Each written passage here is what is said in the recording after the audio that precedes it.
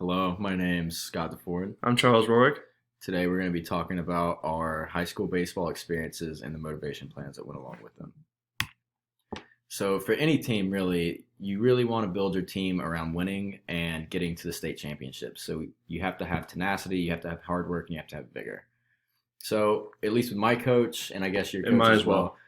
well, they both ruled like dictators. It was their way or the highway, and if you said anything back, you were looked at as a child, and you have to respect your elders.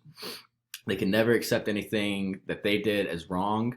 They showed little to no empathy for anybody, whether it was injury based, you just had a bad day, no mental health taken into No. anything. A lot of times they would like neglect predetermined like plans for us. So like in the beginning of the season, they'd get all hyped up and ready to go about making workouts at 6 a.m. and then breakfast at 7:30, and then when time comes around to actually like fulfill that plan, nobody wants to do it.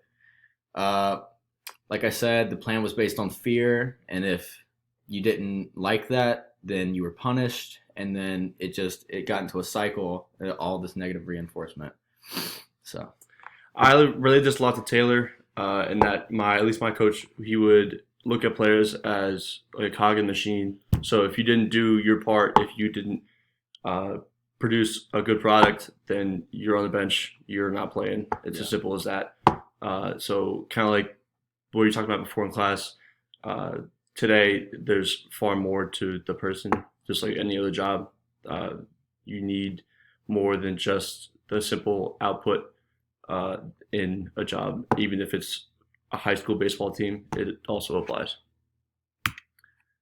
So obviously, the intention was that the coach would produce the best possible result by toughening your players up, having high intensity practices and workouts just to make competition easier. So if you could deal with a practice like this, if you could make it through all the problems that you had throughout the year, playing games would mean nothing. It would be so yeah, easy. It would already be ingrained in your playing style. yeah. So like especially for us, like we would literally have our coaches scream and yell at us while we're like playing like a scrimmage game, and their like mentality behind that was if you can deal with the other team chirping you, or if when you do get to states like the crowd's big, like then you'll be ready.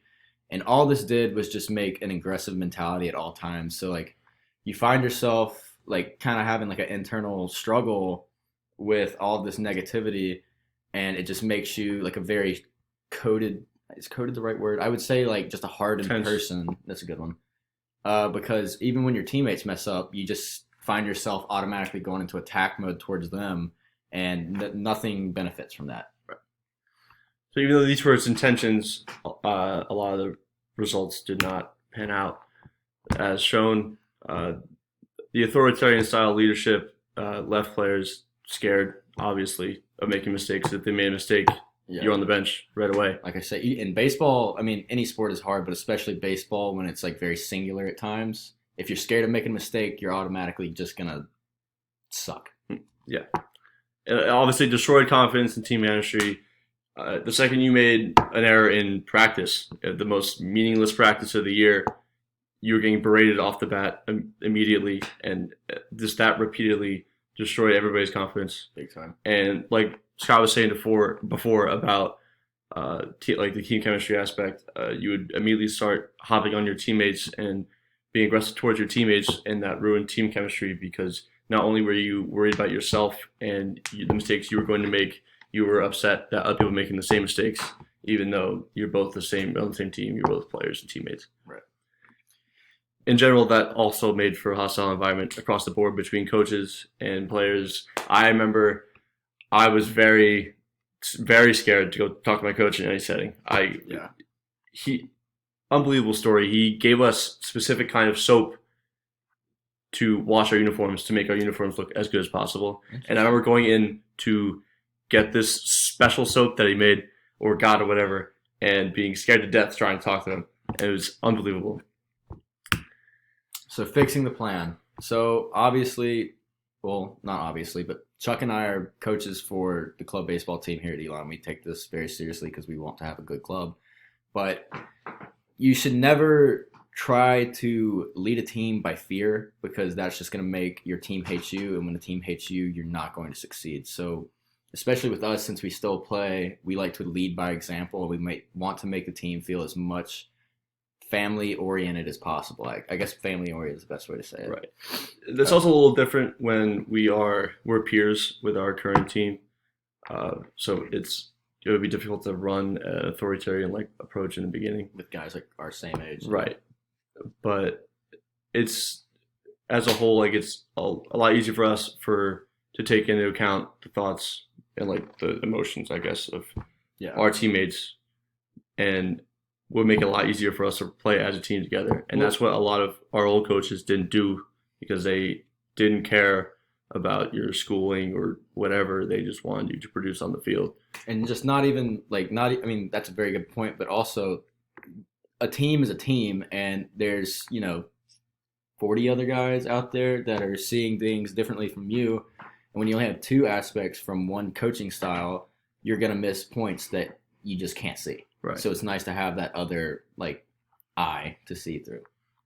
Yeah. And obviously not every leader or every coach is perfect.